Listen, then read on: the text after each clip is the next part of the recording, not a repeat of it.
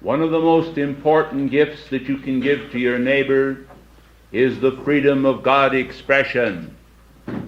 This is the freedom for individuals to do as they are guided to do from within their heart. And one of the most serious afflictions that you can direct against your neighbor is the weight of mortal opinion. This oppressive and smothering cloud that people drape over one another from time to time causes matrices of thought and feeling not of their own origin to be created around them. And it is a density that always returns to the face of the beholder. It has been said that beauty is in the eye of the beholder.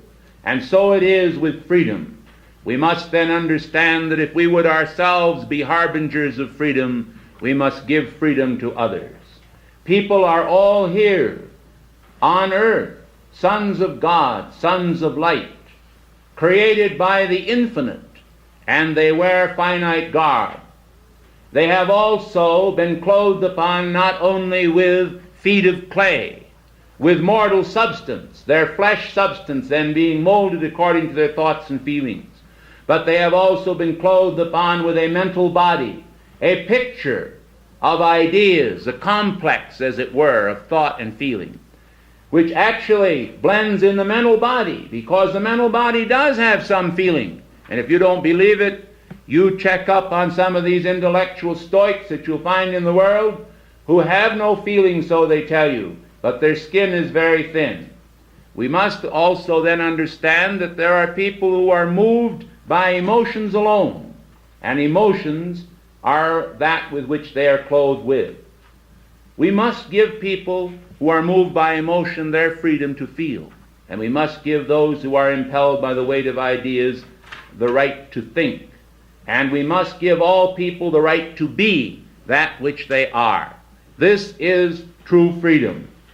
And one of the problems today that is exercised in India as well as America, in the churches of the world, is the class consciousness that makes individuals to feel that because of the garments they wear, material or spiritual, that they are a little bit above their fellow men.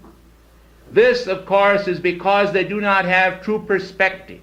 For the weight of true perspective would have generated within their consciousness long ago the awareness that if they were made in the image of God, that the image of God is that which is the highest image to which man could aspire. And if there be no higher than the image of God, and all men were created in it, then it follows that there must be an equality of creation, and that if there is a profaning of creation, it has been brought about because we ourselves have failed to measure up to the immaculate concept or the divine image. Well, should we not then recognize that those who may have profaned the divine image at some time or another are yet the children of God, prodigal children who have asked for their substance, gone down into the world of human creation, and ate at the watering troughs with the swine? Should we then say, because they ate with the swine, that they are no longer fit to receive the pearls of divine truth? No. Let us rather leave this matter up to them to judge. It is not for us to judge one another, but to judge rather that we place no stumbling block in our brother's pathway anywhere.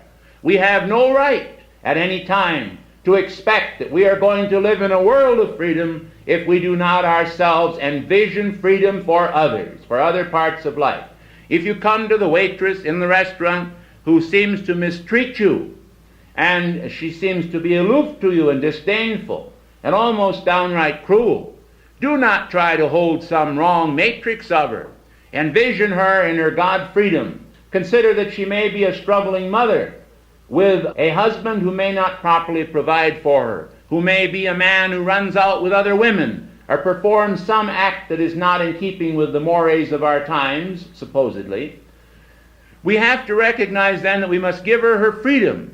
We must give all parts of life their freedom. We must not try to hold preconceived notions about people. The old homely illustration, you cannot tell by the looks of a frog how far he can jump, applies today to people. And don't think for 1 minute, if you look at someone in here that does not fit your idea of an ascended master Chela, that you are able to be certain that you are so judging. Because you may have people here who are very close to their ascension and you won't even know it. You cannot tell by looking at people's outer consciousness what the measure of their devotion to God is, and don't try. From the very beginning of this class, I wish to sound the keynote of Ascended Master idealism, which is to hold the Immaculate Image for all. And if you find it difficult, then look at the chart of the presence and imagine that that is what you are seeing, clothed with a suit or a purple dress or a blue coat or whatever else people are wearing here. Remember, this is the key to our freedom. We are not dealing now with some sort of slipshod organization. We are dealing with the Great White Brotherhood, and there is no compromise in the Great White Brotherhood with human creation. We are not concerned with human creation, but with divine creation. We have had enough of human creation, and we are determined that the divine creation shall predominate throughout this class. And I want to warn you that I will invoke fire from heaven, literally, upon anyone's head that I find thinking thoughts that have any mortal viciousness in them. I will not stand for it as a messenger of the Ascended Masters. And I tell you that it will work. So we are going to meditate on freedom, but we're first going to establish freedom in our own force field. And that is freedom, yes, to look out on other people and be an ivory tower if you wish. But be very sure that you are an ivory tower. And don't be an imitation ivory tower. We can see. Now, as you probably are aware of, the Summit Lighthouse activity, although it is an activity of great power, is also an activity of great love and is destined to bring forth great illumination. Thus, the threefold flame will be honored and expanded in a perfect symmetry of cosmic effort. Therefore, divine love is something to which we all aspire. Unfortunately, many people think human love and divine love are the same, and often in their confusion thereof, they'll say, well, they didn't express a lot of love to me.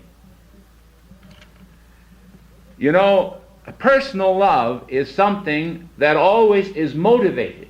I don't know if you're aware of that or not. But as long as people are involved in the personal ranges of thought and feeling, they always expect something for everything they give.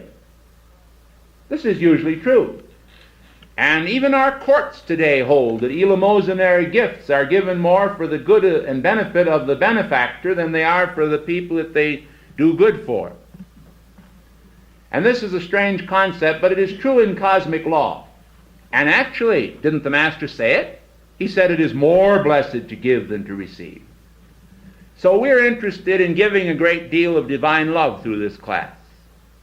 And you can personalize divine love. But don't personalize it to the extent that you make it human love. Keep it at the divine level. Because what we've got to do is keep our little fingers and toes that are down in the human mud pie gradually out of that. We've got to lift it out. We've got to lift the human part of us, the little parts that are still down, and we've got to keep pulling them up until we finally get ourselves out of the mud and up in the light, where we can enjoy ourselves. Mud has weight and density. Flesh has density. When you ascend, your body becomes light as a feather. And it's a pretty good feeling. Because some people wake up that way. They have a lot of bounce and zip. When they wake up in the morning, they're all ready to go, you see.